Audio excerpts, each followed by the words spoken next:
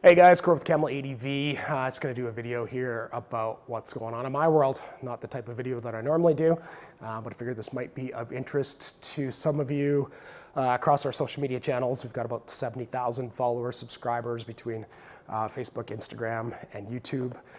Most of you are middle-aged dudes. A lot of you are like me and you're banged up from years of motorsports. So this is something that may interest you. In October, Andy Janik and I signed up for Romaniacs on the T7s, which is like the dumbest thing that I've ever, ever signed up to do, any dumbest thing I've ever attempted to do. And started going to the gym because obviously like it's a huge deal. It's a 4-day race that's just misery, and especially doing it on an adventure bike, even though we were doing iron class, so kind of well down the chain. Started pushing it at the gym, got like 3 or 4 days in, and just realized that there was absolutely no chance that I was going to be able to make it happen. In 2001, I got hit by an ATV and broke my back.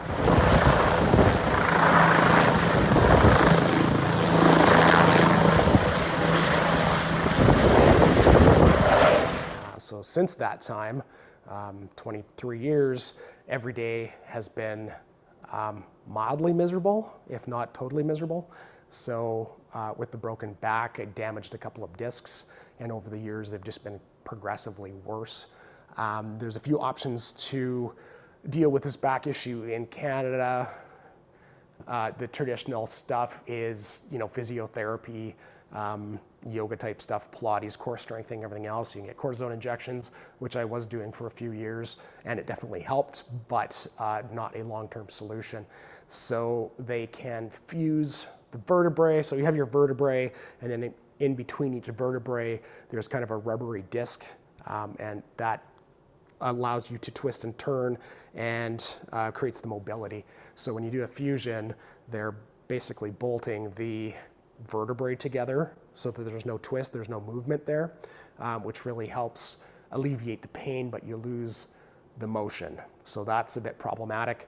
Other parts of the world, they have surgery called disc replacement. So they scoop out, they cut your abdomen, spread you open, move all your organs out of the way, and then they scoop out the old disc, and then they literally with a slide hammer pound in this disc that's 2 titanium plates and has like a ball and a socket. The ProDisc L implant is based on a ball and socket design with a semi-constrained fixed core providing a fixed center of rotation and a physiologic range of motion. So it's super crude and it's like really gross. If you want to check out, I'll put a couple of links in the description of the video here of surgery videos. There's some animations as well that are a little less gross, but you can see how it's done. It's pretty cool. It's a bit on the spendy side and not offered in Canada, unfortunately. So they've been doing these surgeries in Germany since the mid-'80s, and they've done hundreds of thousands of them. So I went to Germany to have this done at the end of January. He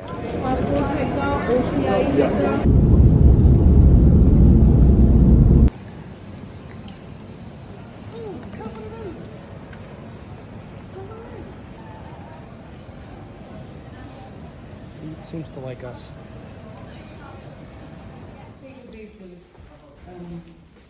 It's Tuesday morning, so surgery day. It's like 10:30. Kind of expected him to come get me anytime. The guy that I'm sharing the room with is, he left at 7 this morning. He's getting 3 discs replaced. He's actually lives like 20 minutes from us, so that's crazy. And then there's another girl that we met at the hotel from Toronto. So this hotel and these surgeons, they do so many Canadians. It's bizarre because we don't do the surgery in Canada. But yeah, just like hanging out. I don't have any anxiety about the surgery, which is really weird. I'm just like, drill, doc, drill, get it done. Yeah, just kind of, I'm tired of waiting. Haven't eaten anything for almost 24 hours. And I'm looking forward to getting the surgery over so that I can eat and drink again. That's kind of the biggest thing. And yeah, very quiet here. The quietest hospital ever. We'll see you after.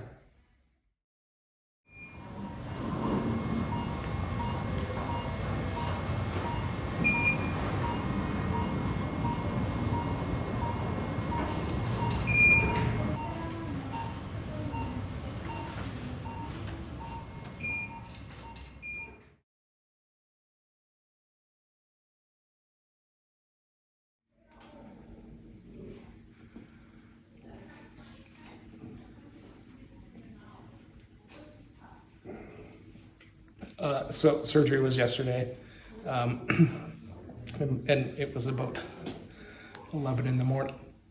Hiccups today. It was about 11 in the morning that I got it done. I had to get back to the room to almost 6.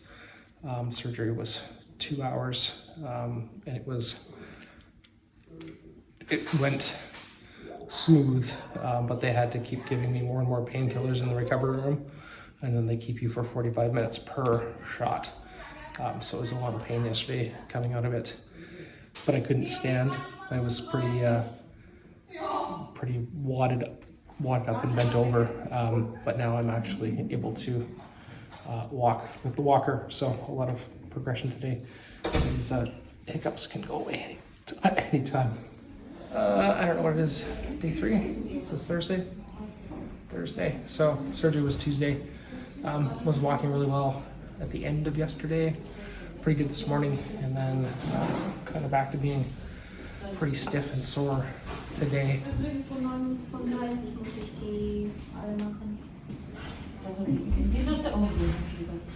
Ja.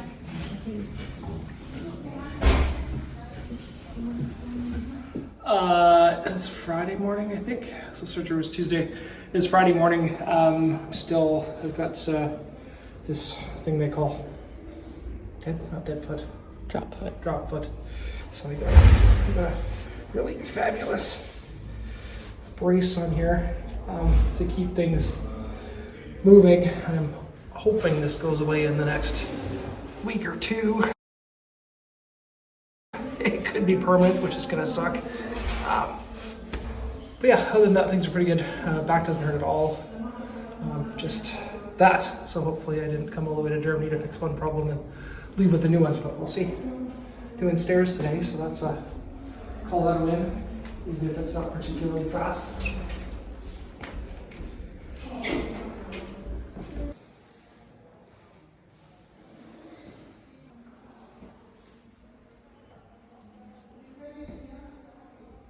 Sunday evening, 5 days after surgery. I think I'm actually more sore today than I was the day after surgery. I was walking around okay the day after. Today I'm limping around pretty bad. Hips are super tight. IS area is super tight, super sore, and it's bringing back memories of actually when I broke my back in 2001. It's the same kind of pain, just not as intense, but very,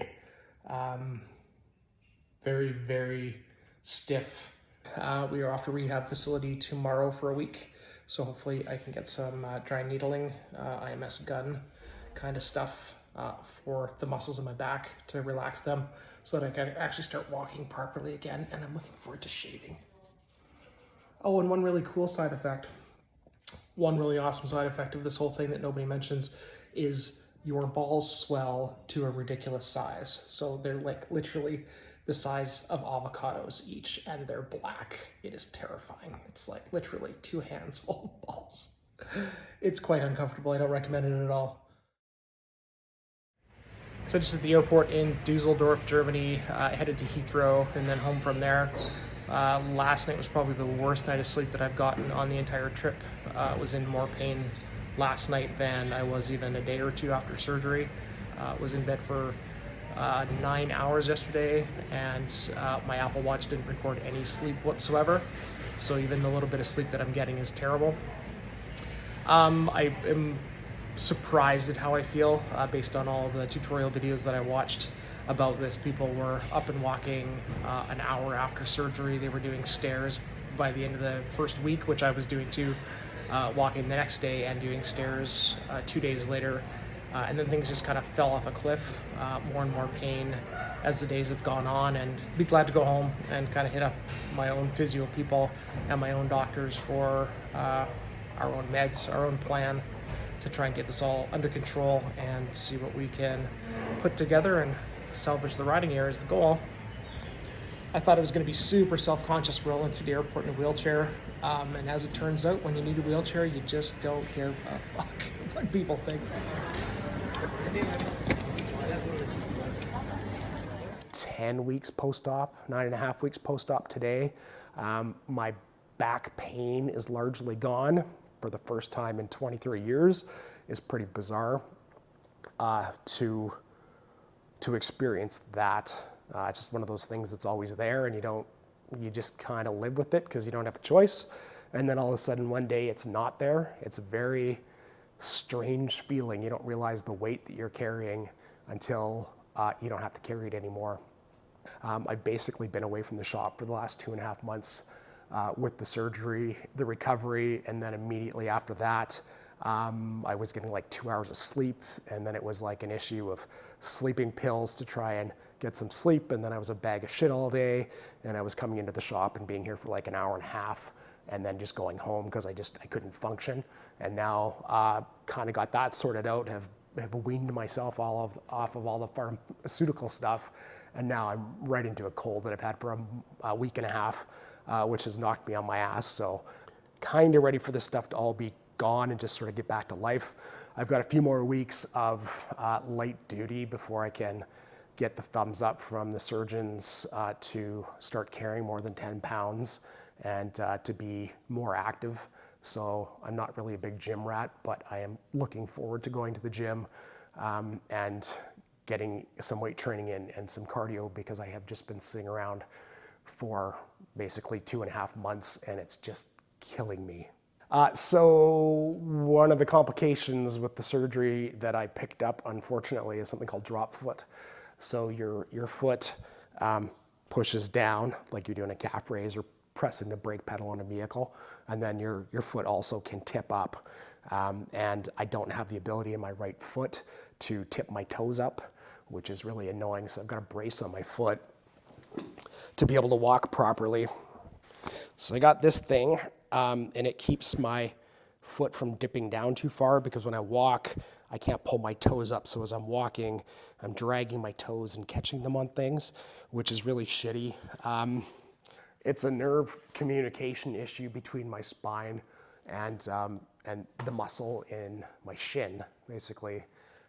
So after surgery, the amount of trauma that your body sees is huge. Post-surgery inflammation can be 3, 4, 5 months. So the theory with my foot is that there is inflammation. It's putting pressure on the nerve. It's being pinched. It's being impinged somehow, and it's interrupting that message for my toes to be able to lift. Over the next few months, that function should come back. I hope it comes back.